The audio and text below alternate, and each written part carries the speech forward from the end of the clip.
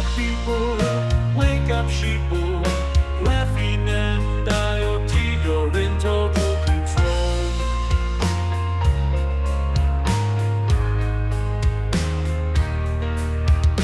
Here is wisdom, it is the number of a man, 603 score and 6666.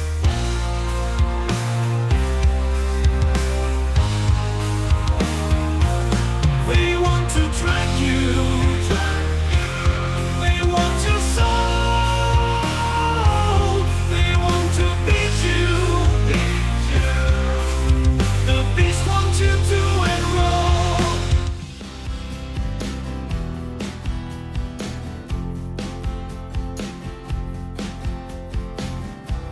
So I get asked a question quite often, and that is, heat pumps, how do they work?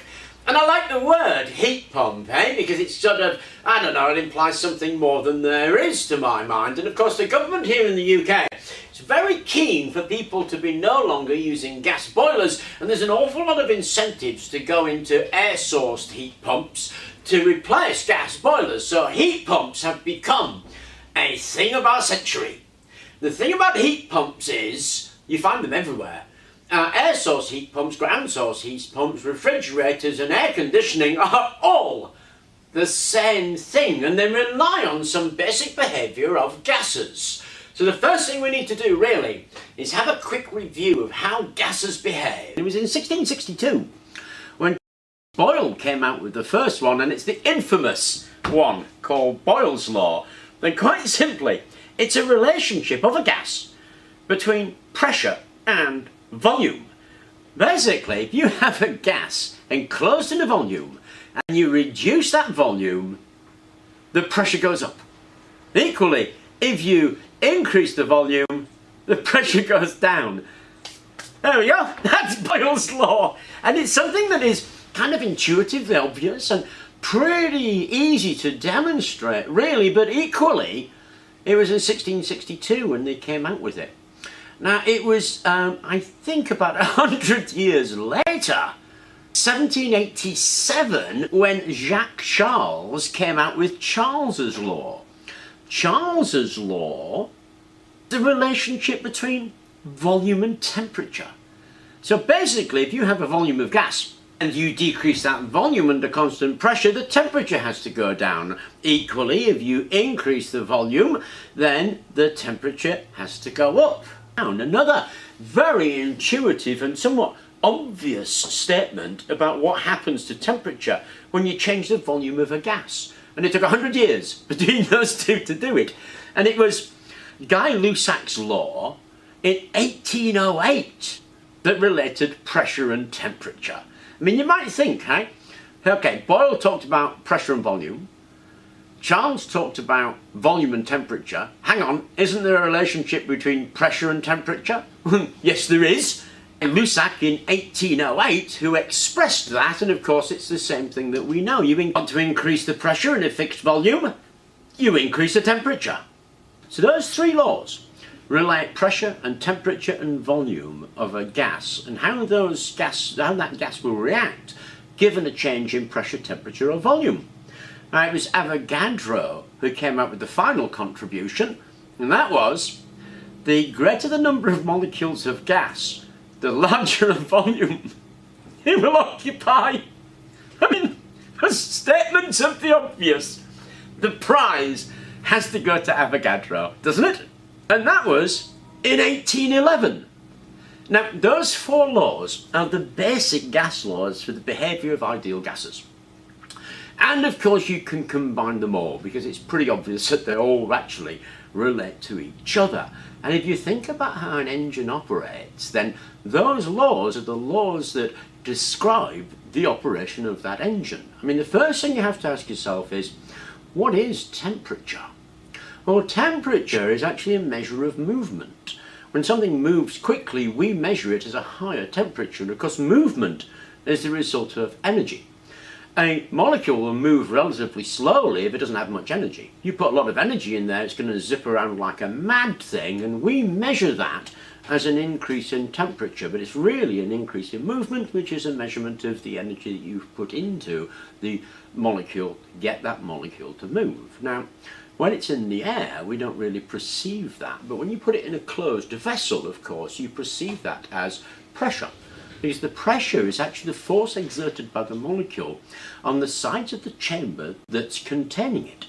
So if it's moving quicker, it exerts a greater pressure, and that makes really common sense because it's just hitting the sides faster and harder, and of course that's what we get as pressure. Now, if we have it in a completely closed cylinder, then it'll hit it hard enough to blow that cylinder to pieces.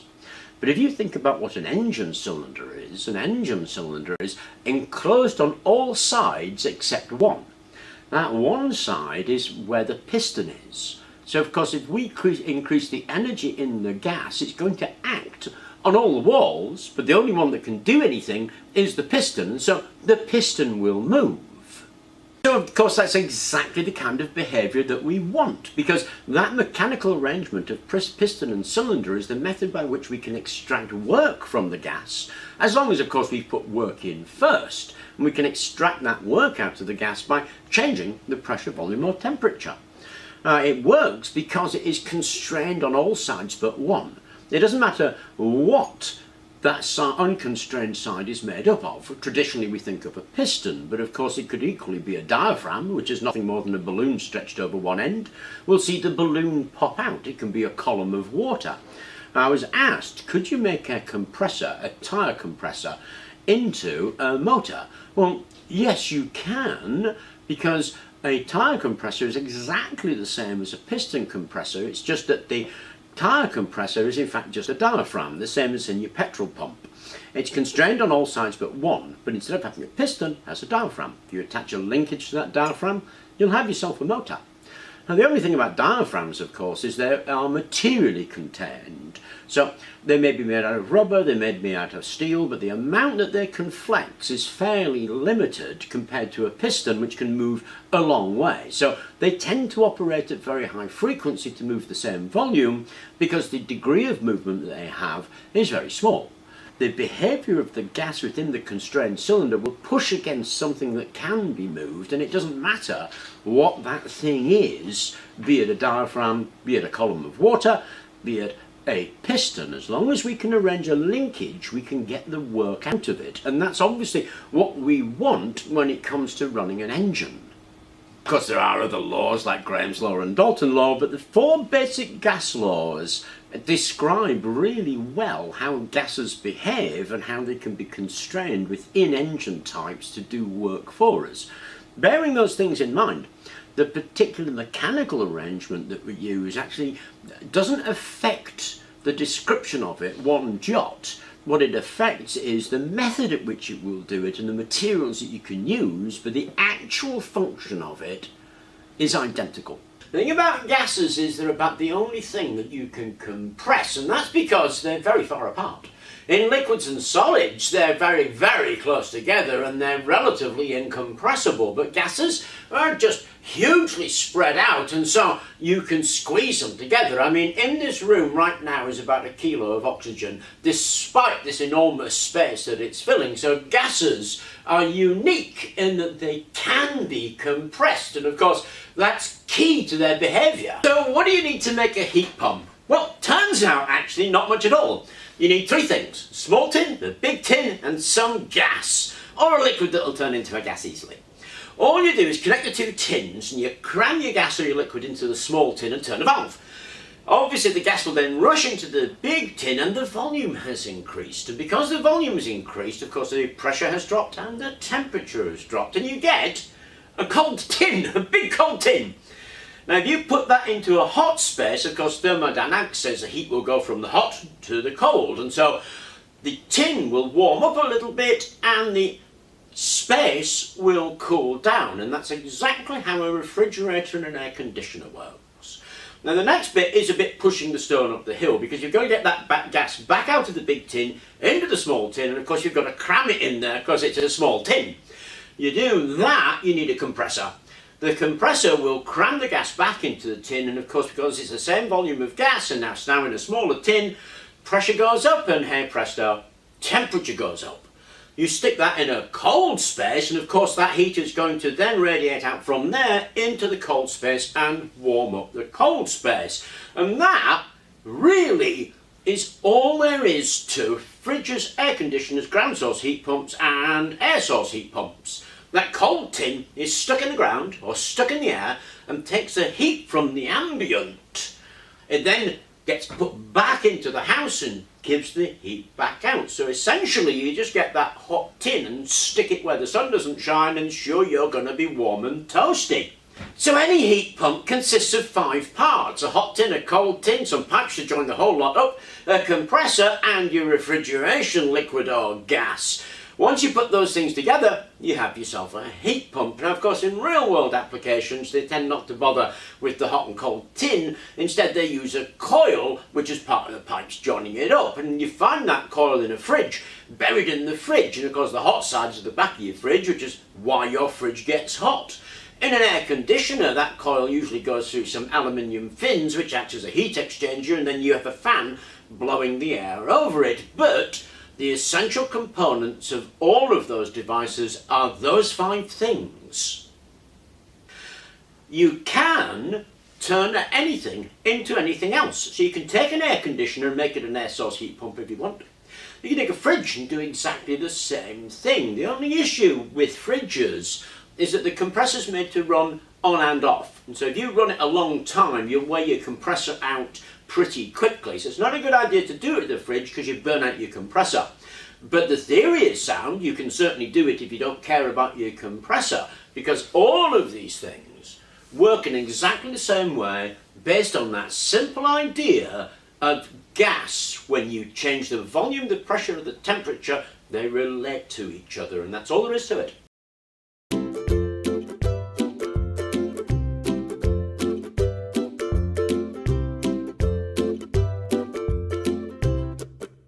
Hi everybody, so this stuff, aluminium, it's an amazing material, it truly is. I mean, we're a bit blasé about it because we use it for stuff like this, cooking foil and drinks cans.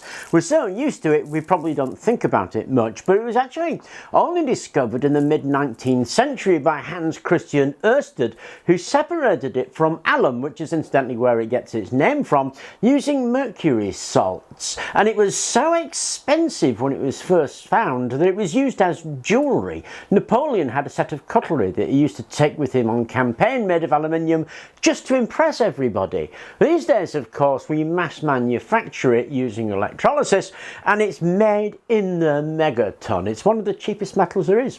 Aluminium's about $1 a pound, as is zinc. Copper's about $3 a pound and lithium's somewhere like $26 a pound. So it's one of the cheapest metals, it's one of the most used and it's one of the most abundant. It is an astonishing material and it's one of those metals that is incredibly reactive.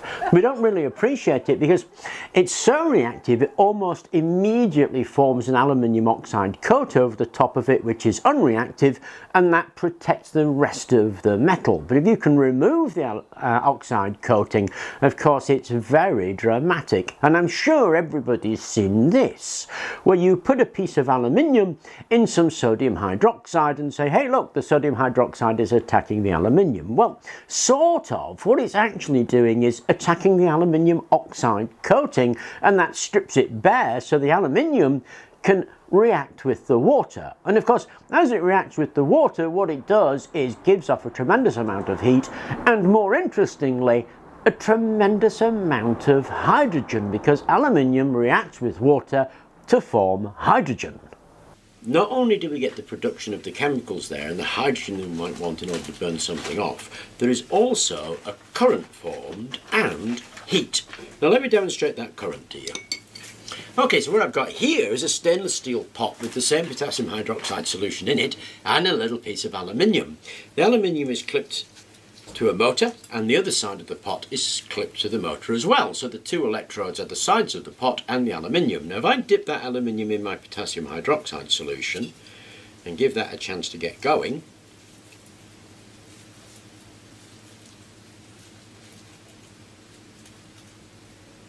there we go. we are now producing electrical energy. And it produces a fair amount of power actually, depending on the amount of surface area of aluminium that's exposed. The thickness of aluminium will give its duration, and of course the surface area of the corresponding electrode. Now at the same time as producing that electrical energy, it's also producing the hydrogen, and it produces a considerable amount of heat. Of course, sodium hydroxide isn't the only thing that will do that. Acids will do it, as Ørsted found mercury will do it, though not many people want to muck around with mercury these days.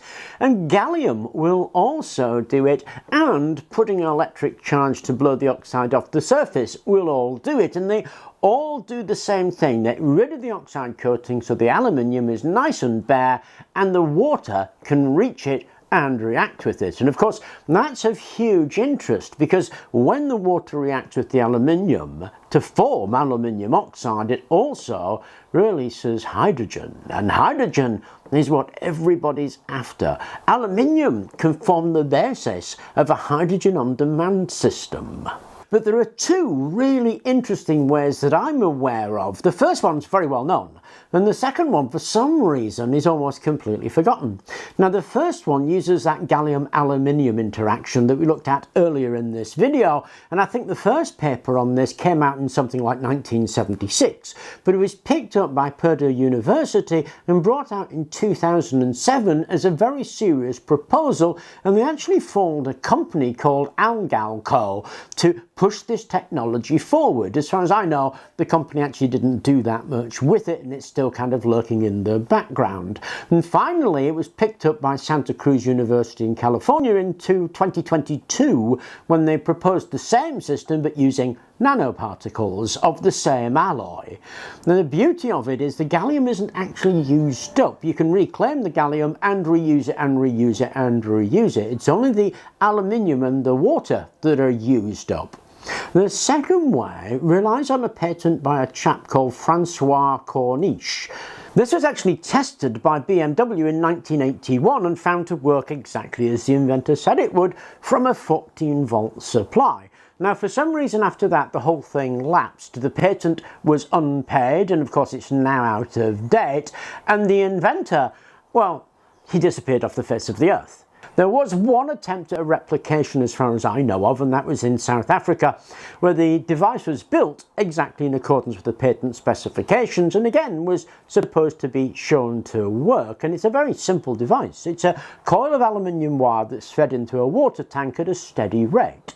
The high voltage is then passed down it, which causes the end to spark off, exposing the aluminium, and the aluminium then reacts with the water, delivering hydrogen and aluminium oxide as the waste product at the bottom. Of course, aluminium oxide is what the refiners use to make aluminium, so you can ship that right back to the refinery.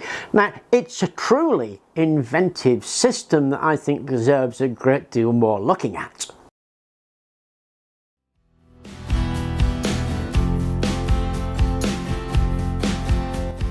If you blow some powdered sugar over a flame, you get an impressive fireball. You get an even more impressive fireball if you blow powdered milk over the flame, and that's because there's oils and fats and the powder is very much smaller, and you get this huge fireball out of it. Now I'm pretty sure everybody also knows that if you blow this stuff over a flame, you get an amazing fireball, because we've done this in a couple of videos and explained the chemistry of it, explained why it works, but basically iron powder burns. Rusting's a kind of burning. Well, we have it in a fine powder, it burns impressively. Now, of course, if all you're interested in is pretty fireballs, you could try lycopodium powder. And the Dutch have been working with this to create a iron powder driven furnace. This stuff, when you actually just got it as a powder, there's absolutely nothing. It's incredibly safe like that. That is not going to spontaneously combust.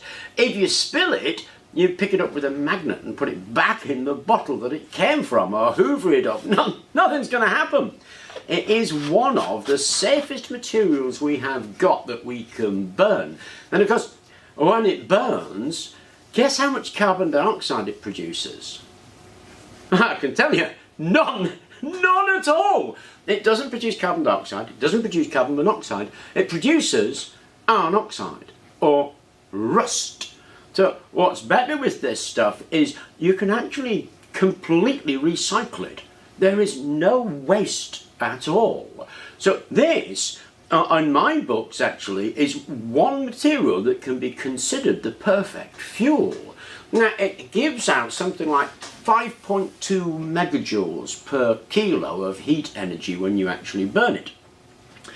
A production of it, of course, is just huge. I mean, it's the fourth most abundant material in the Earth's crust, and 80% of the mantle and the inner core is made of iron. It's very abundant in the Earth. It has a huge industry. We produce megatons of this every year, and the industry itself is perhaps not the greenest, but it does know that, and it is striving quite hard with hydrogen plants, etc., to become more green. So one half of the equation, the production of this, is completely in place. The other half is collecting that rust and recycling it so that we actually have no use of materials. I mean, if you'd suggested that any other time in our existence, I would have burnt you at the stake as a witch, because that's incredible.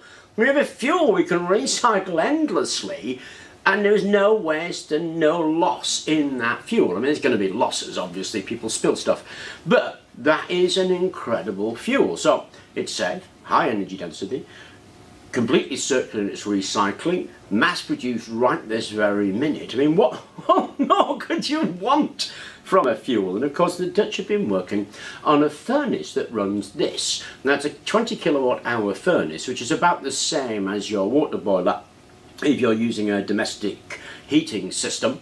And they're doing the same thing. They're running a Stirling engine with it to generate electricity, and they're heating up water so that we have central heating run from this. But as a spot room heater, of course, you just stand in the corner.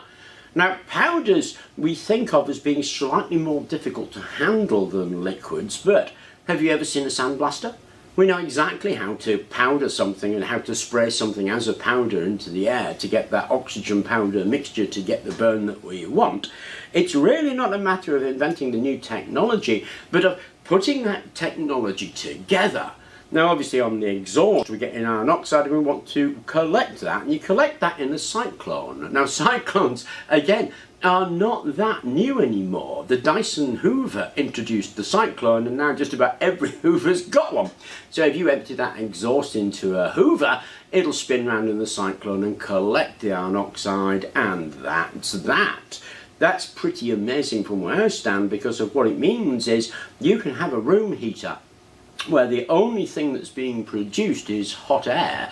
It'll be hot nitrogen basically, because all the oxygen's taken out, but you're not going to be producing carbon monoxide, you're not going to be producing carbon dioxide, and so you don't have nearly the same worries about it. And as I say, this is not something you're going to spill on the ground and then worry about. So news of this first came out in 2020, but the group at Eindhoven Technical University have taken this one stage further, and at Poudre they've built a 1 megawatt plant to demonstrate it. And of course this has meant that there's a whole load of startups now looking at this as a clean energy source, and it's become so intriguing and convincing of it being able to do what it says on the tin that the group is now working with the Canadians and with the European Space Agency and with NASA as this fuel is a safe and powerful fuel. Hydrogen has its own problems. I mean, you're thinking about things like how it's made, how it's transported, and how it's stored being challenges for hydrogen cars. So what I've got here is some concentrated potassium hydroxide. It's 5 molar potassium hydroxide solution, and I've got a little bit of aluminium foil. Now if I drop that aluminium foil in there, we give it a little bit of time, the oxide will burn off and it will begin to bubble and fizz. Okay, so you should be able to see the fizzing around there around the aluminium, and if I push it down a little bit, there we go, it's going a little bit crazier. All of that is bubbles of hydrogen, and this is a chemical way of producing hydrogen. And as that gets going, it fizzes more and more, producing more hydrogen. Now this is called Uyeno's method, and it produces a particularly pure hydrogen. It also produces a potassium aluminate. So the potassium hydroxide and the aluminium are consumed, hydrogen is released, and potassium aluminate is dropped to the bottom, and that's what the reaction does. There are quite a few patents kicking around, and there was a guy called Francois Cornish who came up with an adaptation of this that I thought was absolutely fascinating. It was patented in 1987.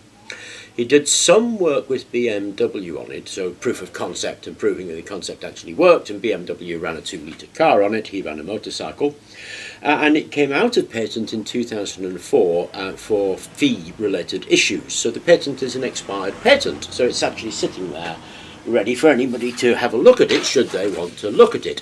And the patent number is US patent 4702894. Now the mechanical apparatus that he suggested looked like this. And there have been replication attempts at that, and here's one of a replication attempt. I find that exceedingly interesting because he used water. So that was a tank of water with a reel of aluminium wire.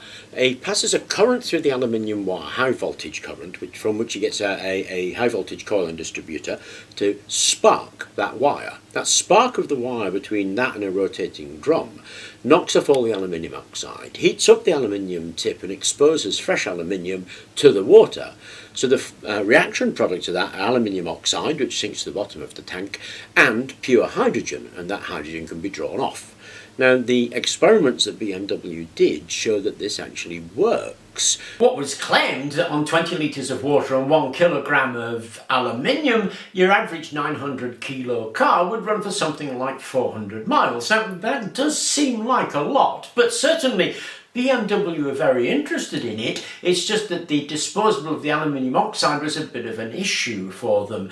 The inventor actually just disappeared, but this idea came out again in 2005 with an Israeli-based company called Ingenuity, and they did a funding round in 2007 to raise $2 million to carry this idea further, hoping to create steam and hydrogen to be able to run a vehicle. And of course they brought their own patent out on it, expanding it from just aluminium to aluminium and magnesium. But it also didn't go anywhere, which seems a real shame because it looks like the perfect system for a car, particularly for a hydrogen on demand car, because you're only using water and aluminium, and your waste products are either aluminium oxide or magnesium oxide in a pure form that is easy to recycle back into the metal. And at one time it had the support of a serious car manufacturer in terms of BMW. So why it's gone nowhere, I don't really know, but it does look like the perfect system to pick up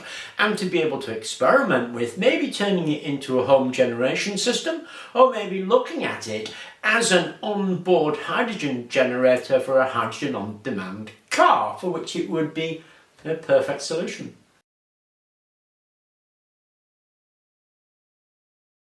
So graphene is the two-dimensional form of graphite discovered in 2004 by Novikov and Geim. They got the Nobel Prize in 2010, and you would have thought it would take over the world, and it was poised to do that. So there's a big question, well, why didn't it? Well, one of the major reasons it didn't is because the early ways of making it were downright dangerous. They used 98% sulfuric acid and they used potassium permanganate, which made an explosive compound. So if you do a little bit of that, that's not a worry, but if you did tons of that, well, you could just create a big pit the size of Massachusetts. So it was a big worry for everybody. And that was one of the things that was kind of holding it all back. But of course, research goes on, and some really interesting ways have been found to create graphene. Now, I'm really keen on people doing stuff at home and experimenting and discovering for themselves. So I've had a look at what there is going and chosen two methods which I think, well, anybody could do. Graphene is the strongest material known to man, and when you get down to the level of the atom, it looks like chicken wire laid out. It's so strong that a tiny amount can significantly improve the properties of plastics, paints, composites, asphalt, wood composites, concrete, metals, and all kinds of things. It only has one slight problem, and that is it's crazy expensive. It's about $200,000 a tonne or something like that, and the reason is it's difficult and dangerous to make. It uses hideous chemicals, things like 98% sulfuric acid, not stuff you're going to want to be handling, and the product is disappointing. It's not really graphene. It's often referred to as graphene, but it's fewer layer graphene, or it's pretty damaged, or it's pretty small. So it's been disappointing until about 2013 when Rice came out with something called flash graphene, and flash graphene was a method of making graphene supposedly easily. The setup is surprisingly simple. It's a couple of brass rods stuck in a glass tube with the sample in between them, and as you can see from the circuit diagram, we have a power supply that charges up a capacitor bank, and then we get a switch that allows that power to go through the tube, and what you see is a very bright light. In that bright flash is the release of the energy, and what happens is the temperature is raised to about 3000 degrees Kelvin in about 10 milliseconds. That kind of time means that the heat transfer can't go out of the sample. It all stays in that sample because it's just too quick. The first thing that happens is it carbonizes. The next thing that happens is it reforms into graphene, and true enough, it's a marvelous operation. But it does have some hidden things in there that make it very difficult to do at home, and one of them is that little thing capacitor bank on the circuit diagram we looked at. That capacitor bank actually consists of about 20 capacitors. It's 0.22 farads capacitance at 400 volts. So it's also lethal. You might have noticed the danger sign. It's also expensive. Those individual capacitors themselves are quite expensive, and to build a capacitor bank probably costs somewhere around about £3,000 to £4,000. So I think it's a little outside of what we could do easily at home, although in industry, of course, it could be done easily, especially if you have the money to spend on capacitors. But flashing graphene with electrical energy for capacitors isn't the only way to flash graphene. You can also flash it with light, and this is a 20-watt diode laser. Now you only need about 3.6 watts, and the original work was done with the CO2 laser, although it's since been discovered that diode lasers work just fine. Now it came about when Dr. Kerner was looking at flash scribing graphene oxide, and he was making capacitors out of that. Tour tried to replicate that and made a mistake, and what he did was flash this stuff capped on tape, and he found that if you flash capped on tape, then you've got two kinds of graphene on there. One was a spongy kind of graphene, and if you changed this, you got a rod kind of graphene, because what you do is you do multiple passes. It takes about 3 passes. The first carbonizes the Kapton, the second reforms it, and the third helps the graphene grow. So passing this a number of times will make the graphene grow in a spongy form. That's if the light is focused. If you defocus the light, then every time you move a spot, you're effectively multi-lasing an area, and you get a needle-like growth by defocusing the light. Now, when they discovered that Kapton worked quite well, of course, they went on to other things, and now they've discovered that you can actually scribe graphene onto a whole host of things, including paper, wood, a range of plastic. So in order to create a supercapacitor, flashing it with a laser, then you need a laser that is between 405 and 450 nanometers, which basically means every laser you're ever going to get, because that means either a diode or CO2. Either will work. It doesn't matter how powerful the laser is, as long as at a minimum you can put 3.6 watts optical power out there, which is pretty much every single laser you're going to buy. So it's really unrestrictive about what laser you're going to be able to use. Just about anything you can buy is going to pretty much do the job. And we used a cheap Banggood laser, which I think cost me about £145, and it was a 5-watt laser, and we got a beautiful result. So anything is going to be able to do it. All you do is you draw a drawing in your drawing package. Now, the famous one is interdigitation, which is basically fingers that interlock with each other. You draw that up in your drawing package, and you're going to lase something. Now the first thing that was lased was this stuff, Kapton tape. Kapton tape is dead easy to use, produces a brilliant result, and that's why I talked about it. But of course, people, now they've discovered you can lase graphene, have been doing all kinds of things. The tour group have done coconuts and potatoes. Then you find a lot of people doing, paper and wood, all sorts of stuff. Paper is extremely interesting to me, but of course, if you get a bit of paper and you lase it, all that'll happen is it'll burn. So you need to do something to the paper to prevent it burning, and what you do is soak it in a fire retardant. The easiest fire retardant to use is probably borax. So sodium tetraborate. You soak your paper in sodium tetraborate, dry it, then the next day it's ready to lase. You lase it by drawing an interdictated pattern in your laser program, loading it up, sticking the thing underneath the laser and turning the laser on.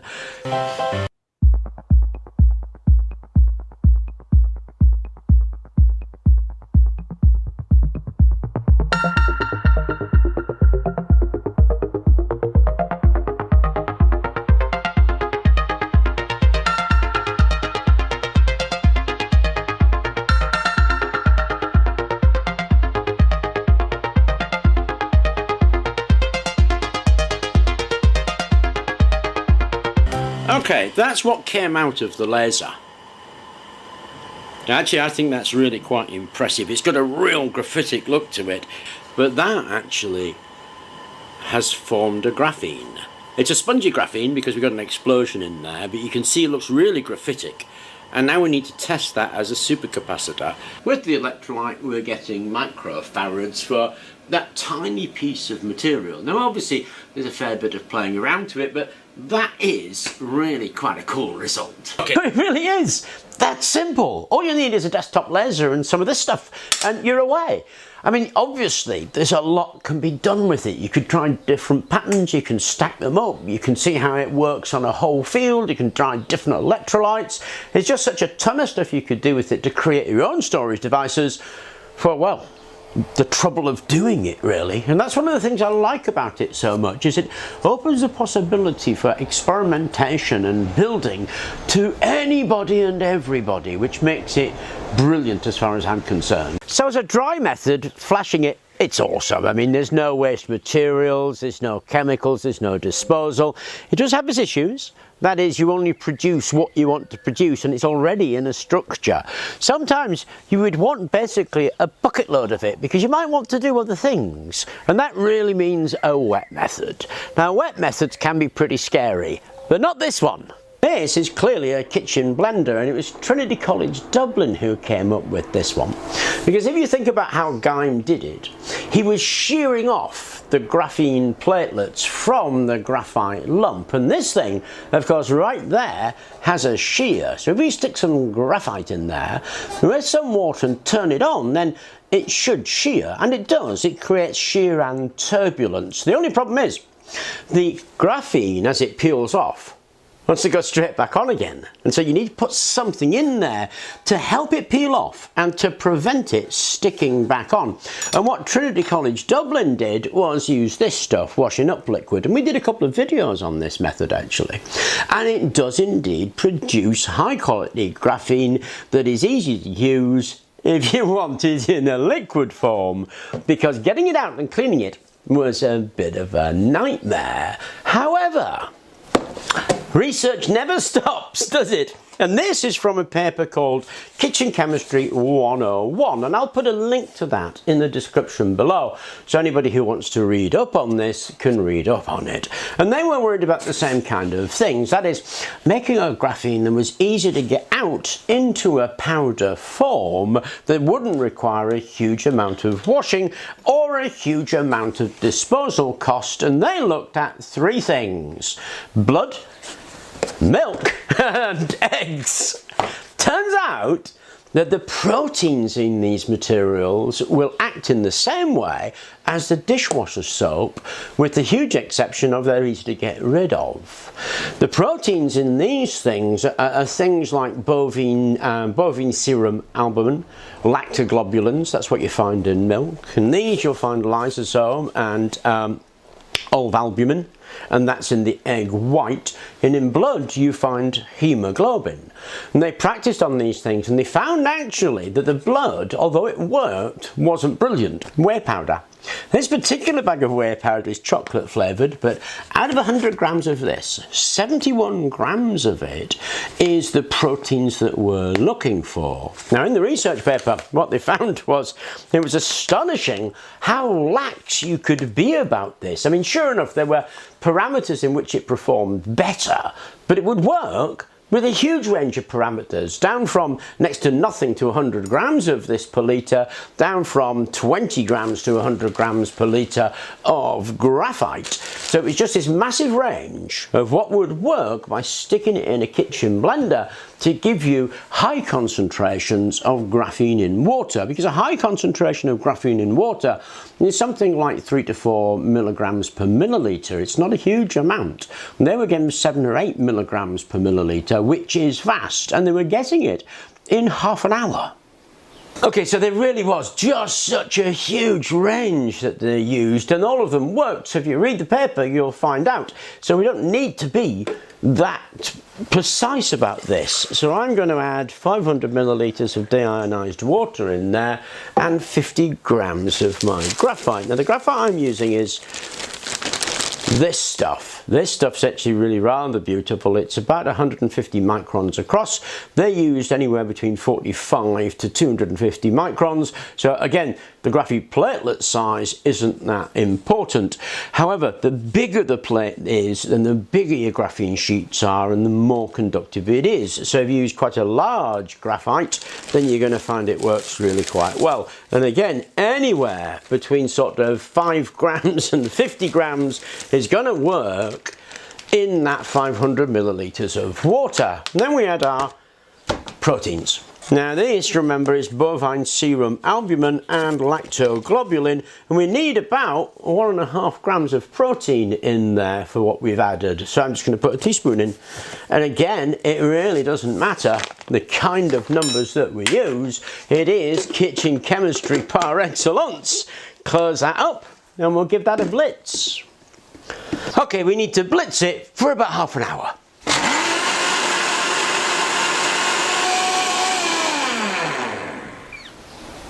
And after half an hour, turn it off. Now it will be foamy because we've put some stuff in there. What we need to do is leave it to separate and to degas, so the gas will just come out of the foam. The heavier particles of graphite are going to sink to the bottom, and we're going to get a black layer in between, which is the graphene. So I've scraped off some of the foam, and there it is. It's kind of a blue-black colour. Apparently it's stable in suspension for about 2 months. If you want to separate it out, you need to centrifuge it 45 minutes at 1500 RPM. Now the proteins which now coat the graphene prevent it from restacking, so you'll get a dry powder that way. If you're going to use this, I wouldn't bother. I mean, it's already really nicely dispersed. Just chuck that in some sand and cement, and you're going to have yourself a graphene improved concrete. To prove that it's graphene, well, you really need a Raman for that, and you're looking for the G and D bands. I'm going by what the paper said. The paper said it's graphene, and I have no reason to disbelieve them. But there we go, a tub full of graphene made from, well, blood, sweat and tears. No, blood, eggs and milk is the best. In the kitchen blender for half an hour. Don't think you're going to get a better, easier method for a little while yet. So it's a bit of a revelation if you think about it, because you can make graphene from a kitchen blender, water, graphite and blood if you really want to, milk or eggs. Turns out milk works the best. But I suppose if you're a vampire and you want graphene, blood is going to be your option. Now we've got two choices here. We can either leave this as is and put it into something, or we can dry it. Now drying it's really easy. You just spin it up in a centrifuge at 1500 RPM for 45 minutes, set it out to dry, and what you'll get is a whole bunch of this stuff, which is graphene powder.